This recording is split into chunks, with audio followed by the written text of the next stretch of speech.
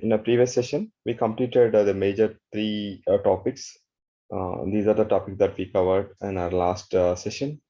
If you recap it, import MySQL data to hdfs default path and import MySQL data to specific path, and we have used where condition and then loaded data into hdfs. So these three tasks we completed in our last session.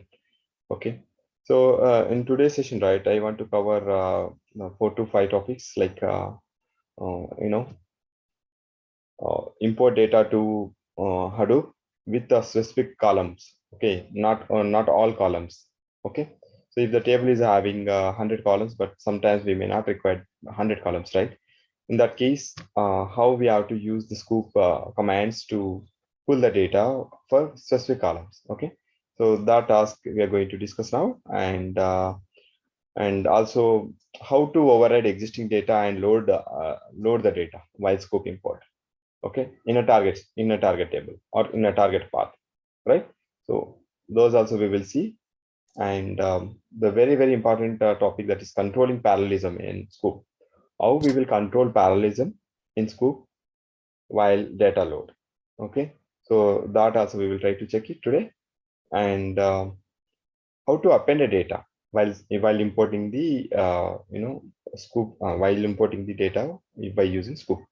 Okay, so the final one is import MySQL data without if the table is having, if the source table is having no primary key, then that time how we load the data from RDBMS to hdfs. Okay, so and running custom query and all we will see the next class. So let's discuss and have a hands-on on these 5 topics today. Okay, so once we complete it, I will try to upload this document for your practicing purpose in our Clever Studies Premium Google Drive. Okay, can check it. So let me go to, up to this we completed in the last session, and now in this session we'll start from here.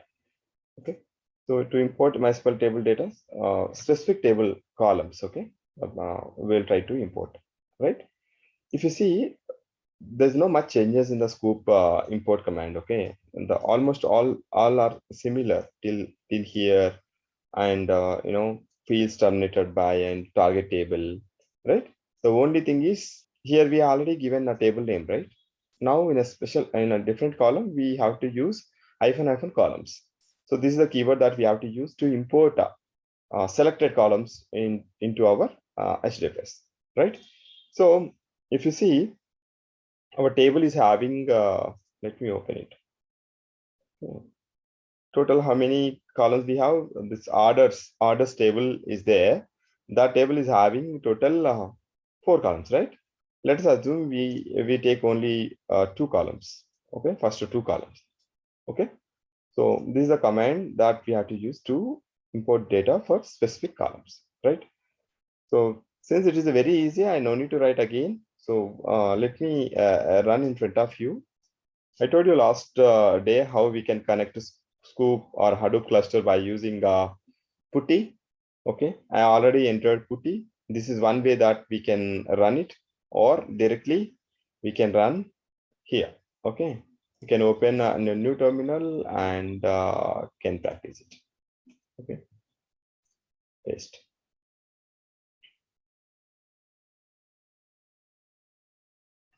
Let me run. The path is this: the user data orders 8. Okay, if you go and see here, you may not find 8, but now it might be created.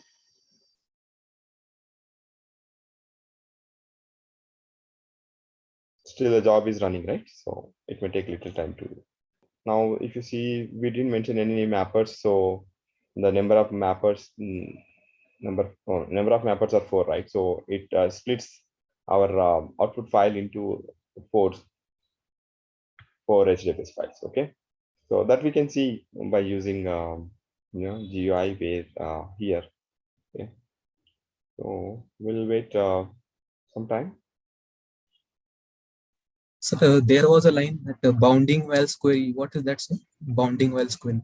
See, Sqoop internally, when you submit any query, right? Sqoop internally divided some number of records. Okay, say let us say these many records are there, but how would Sqoop decide how many records throw into the one partition? Because if you see, there are 4 partitions, right, in output file. Okay, let me refresh it. See, orders 8 is there. If you see, there are 4 part files. Okay, 0, 1, 2, 3, 4. So each part file is having almost similar. You can see 460.kb, okay, and 470.9. There is a internal mechanism, in Sqoop itself. It will try to segregate the data based on the number of mappers. Okay, so that query helps Sqoop to identify those number of records, right? Okay, but you don't worry, nobody will ask you that question because it's more to the admin related thing, but nobody will ask you those type of questions. But yeah, it is good to have a knowledge, right? So see here, only order ID and order date, because we loaded only 2 columns data. You can see here, right? So this one is completed. This one we completed it. If you have any questions in this, you can ask me, or else we will move forward and complete the rest. Okay, fine. What happens if I run the same query again? Okay, let us say same query, right? Let us say if I run the same query,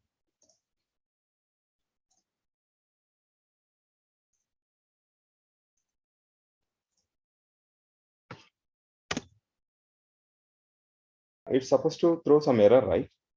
It's supposed to throw some error because the file, the existing path is already have some data.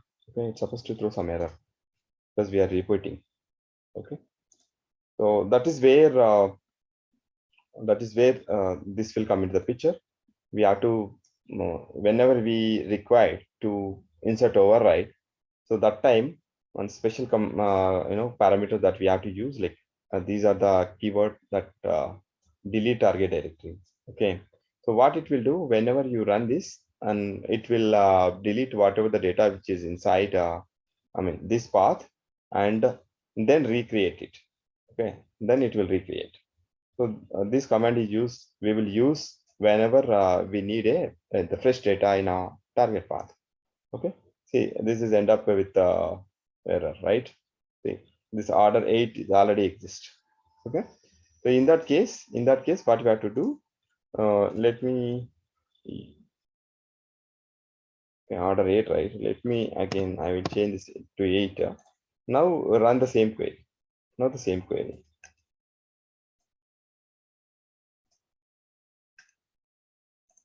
Not the same query. Okay.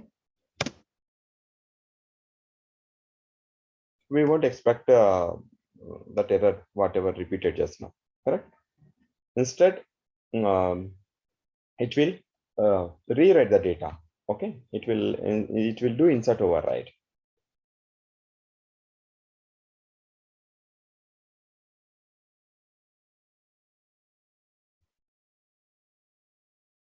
Right, so we'll check it once it completes.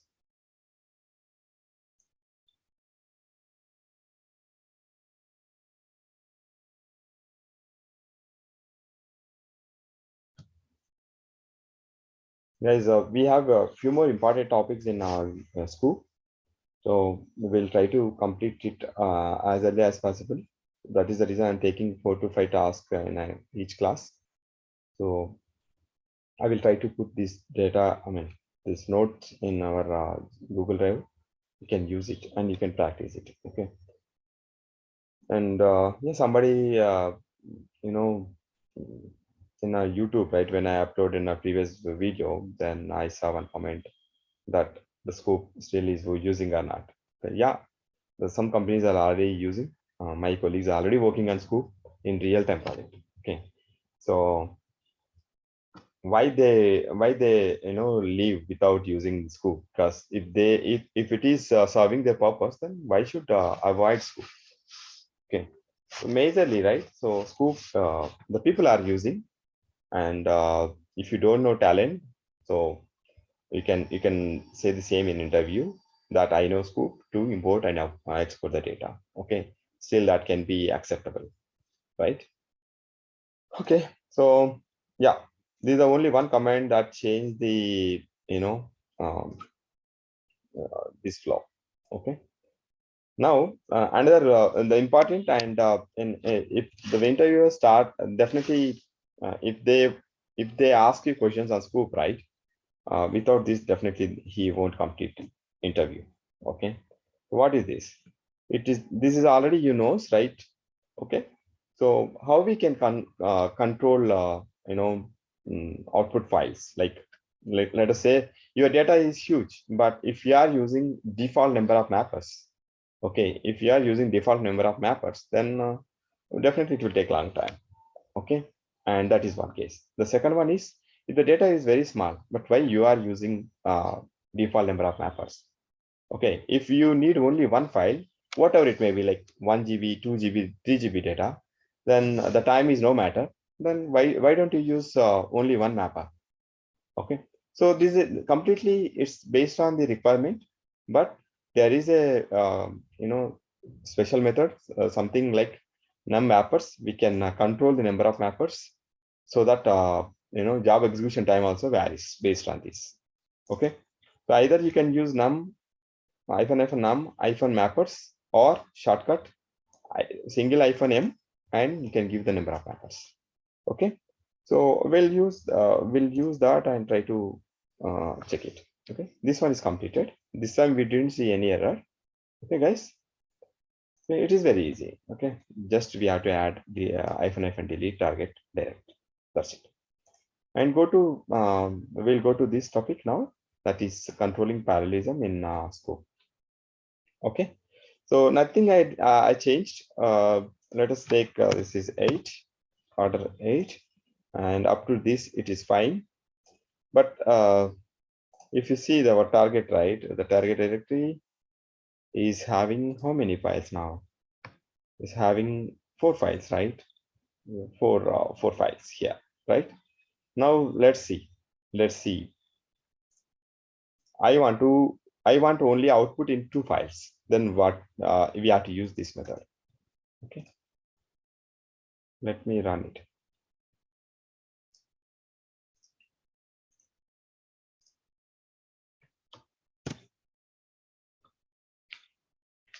So we are expecting only 2 part files in output direct, right? Guys, question may ask something like this: what is the name style? What is the default name of the file? Okay, this may be the one of the question, right?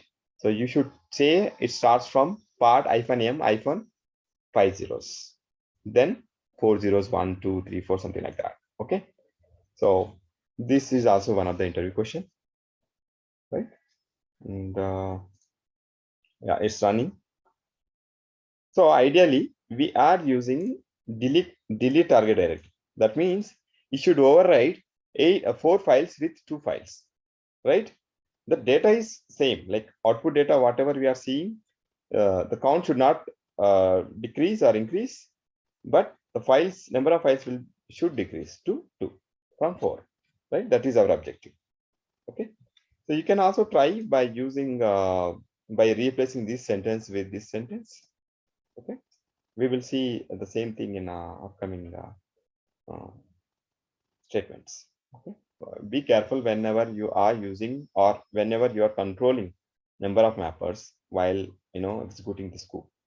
Okay, because it directly affect on the cluster, because it may sometimes slow down when you are trying to import huge data by using single mapper or only 4 mappers. Okay, so you should do here and there, and based on the SLA. Okay, that means that target time you have to choose the number of mappers completely based on the requirement. Okay, this is not the fixed one. Okay. Now it's still taking little time because we are loading all. If you see here, number of splits 2, right? Earlier it was 4. Okay. See, by using this command, select minimum order ID, max order ID, I think, see, the first one is first mapper or first fort file is having 34,441 records, and the rest all move to second mapper. Okay, during this range 1 to 68,000. See here, number of records are same. Okay, what it's saying, first part file should have this 34,441 records. The second mapper is having the rest of the records. Okay, and if you go and see here, just refresh it. See, only 2 files.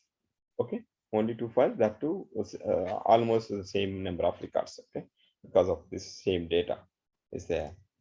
So see, we got all the data, right?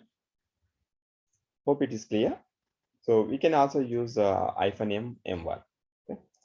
If you use 1, then you may see only one output, right? Okay. Now we have seen insert overwrite and how we have to do append. Okay. So when we run without using append, right? What is it's happening? We are getting error message, right? The file is already existing, something like that. Okay, or the directory is already existing. But we can overcome by using delete target directory or append. It's based on the project requirement. Okay, so we will see in 8, right? We have already have data. Okay, we already have data 1.4 and 1.4, 2.8 GB, 2.4 MB, right? Let's try to import same data and append it. Okay, so simple command --- append. That's it. There's no nothing has been changed here, right? So let me take this one. Go here. Just enter it. So our expectation is it should have, total 68,000. This number of records should again append to the existing path, right? So that is our expectation. Okay. So now you may have one question. So when we do like this, then definitely there should be a data duplication. That is sure, right? Because we are loading the same data again. We are appending the same data again to the target directory. Okay, there is a possibility to get a duplicate data. Okay, so where we will use this kind of statements like append statement, where we will use in real time, right? Sometimes what happens, you may not take data from single source. Okay, let us say there are the 4 tables or and the 4 different source files, four different sources. You have to pull the data from 4 different sources, but the target is single one. And the target is Hadoop, that to specific path for each day. If that is your requirement, then you should use append, right? Because of course there is a one condition: your target table should have target and source table. The queries that you are running, right, parallelly should have the same number of columns, right? Because if let us say in a target, we are here we are seeing only 4 columns, right? Like that, if you want to run another query, that query should also pull only 4 columns data. Okay, so what I want to say, the number of columns should be same, right? Right, it completed. Let's go and check it, what happened.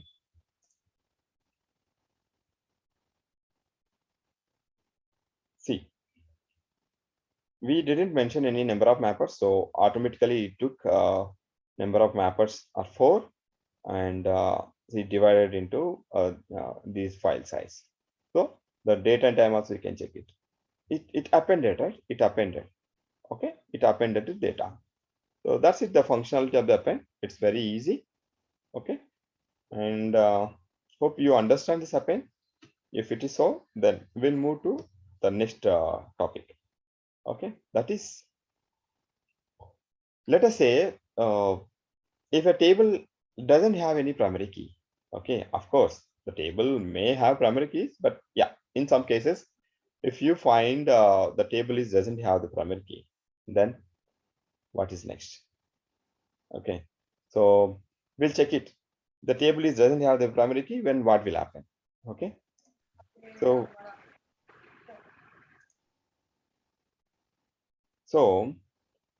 if we do describe orders, see, this table in a MySQL is having primary key for this column order ID, right? So we have been using this table only, so we didn't get any issues, right? What about I have created one more table without primary key, no PK, same table. Okay, see here, no primary key. This table doesn't have any primary key, right? So what happens if I use the table name is no PK? Okay, no PK. Let me run it. Let me take 8.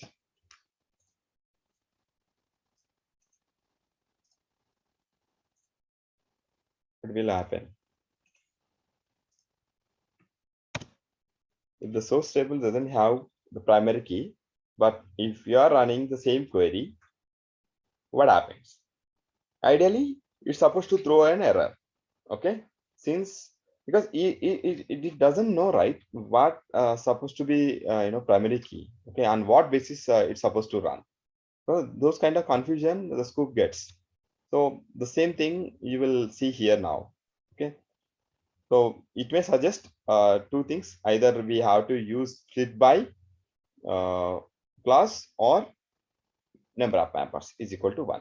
Okay, so by using two methods, we can overcome these kind of problems. But remember, when we use number of mappers is equal to 1, but our source data is huge. Okay, definitely that may not be feasible, right? See here, no primary key could be found in the table. Okay, please specify one with split by or mappers m1. Okay, it is giving an idea for us, right? So simply we will follow that. Okay, so what I did, I just added one more class, that is split by class, and take any column, but ideally you take the column which having unique values. Okay, is more preferable. Okay, so since this is already a primary key in our old table, so I taken the same, because we won't see any duplicate values for this column, right? So simply I added split by order by order ID column. Okay, so same query, right? Let me change it to 8.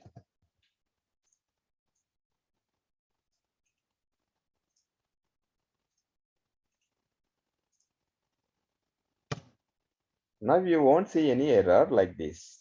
Okay, okay. And there is a small difference, though these two statements, like you know, we can also use this method. Okay, we can also use this method. Either one you have to select. But there is the small difference between these two, though the jobs get successful and data will load.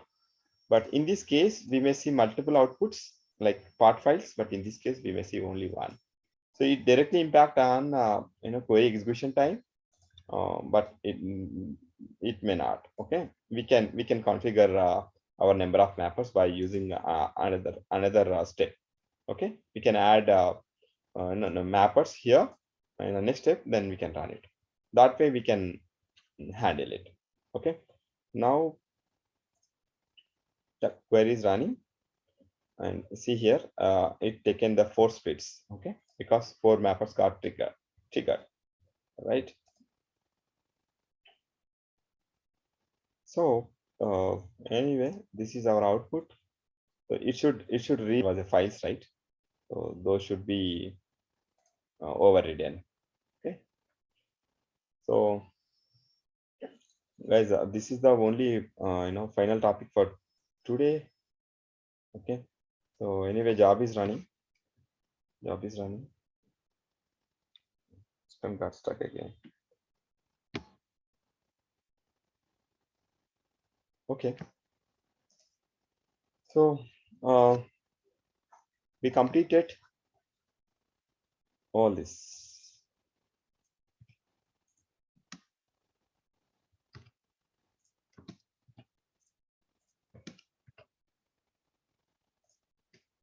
This is still running.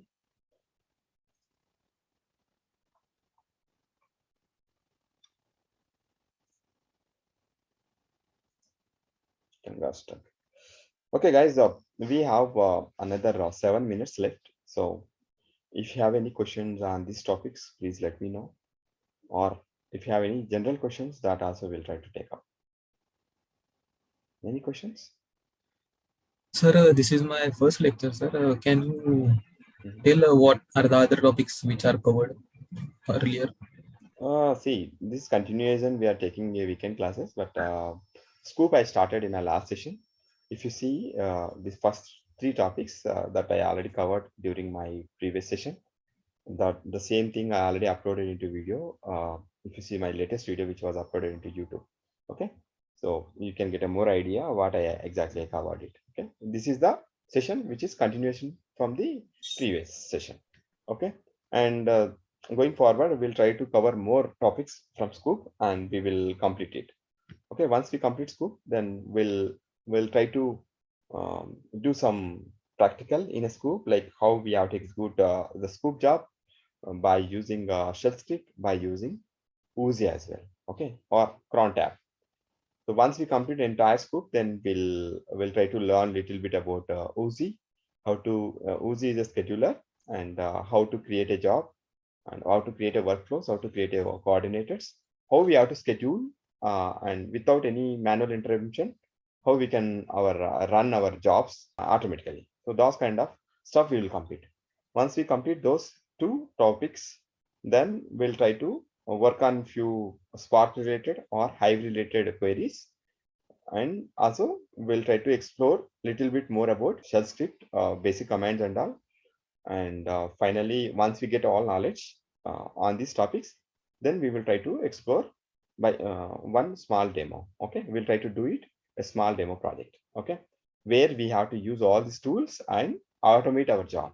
Okay, how exactly real time it is happening, the same way we will try to practice it, so that you can do yourself, as well as you can explain the same thing in your interviews.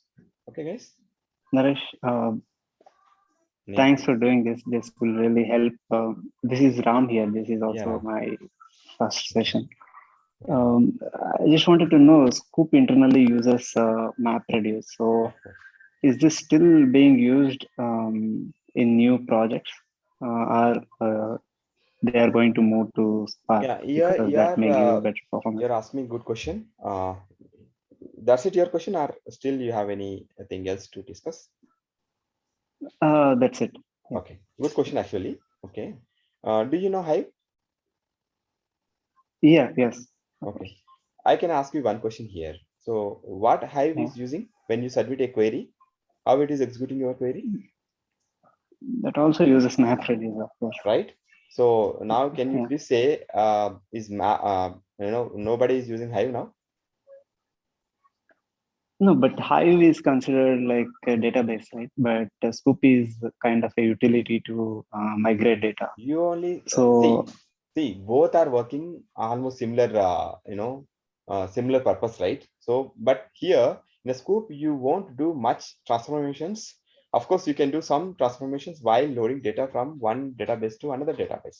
But Hive is also using backend MapReduce. Okay, the same engine, it is taking Hadoop engine only, and by using MapReduce, Sqoop is able to load the data. I mean, use the same mechanism. Okay, so if time is doesn't matter, if you are working for OL AP applications, so there is no problem at all. You can go for Sqoop, and it is a open tool, right? We can use it's a freeware. Got it? So companies are using. Don't need to worry. Companies are using Sqoop. Okay. Okay. Okay. Got it. Thanks. If you don't want to learn Sqoop, either you can also see by using Spark, right? You have to use JDBC or ODBC connection. Again, some projects there may are using, but that may be OLTP applications or also OLAP. But ultimately, those kind of JDBC or ODBC may not, load the huge data. You may get so many real-time issues. Okay, it may be good for loading small data, but again, dealing with a huge data, sometimes it will throw in big errors. Okay, that is the reason people are using Talend or Sqoop majorly as a data migration, especially for OLAP applications. Okay. So guys, we have 2 minutes left. I may take one more question if you have. If not, we will wind up the session. And as I told you, we'll continue the few more topics in our next session.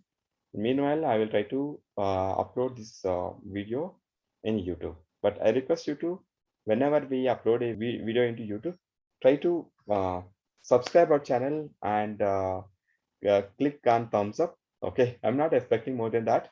Why I'm saying, whenever you promote more, right, by giving your thumbs up, our video may share to many people, so that many people get advantage, by going to this video. That is the only intention.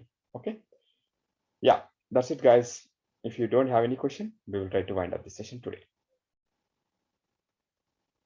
Hope you don't have any questions. Thanks for joining and have a nice day. Yeah. Yeah. Thank you, Naresh. Yeah, thank you. Thank you.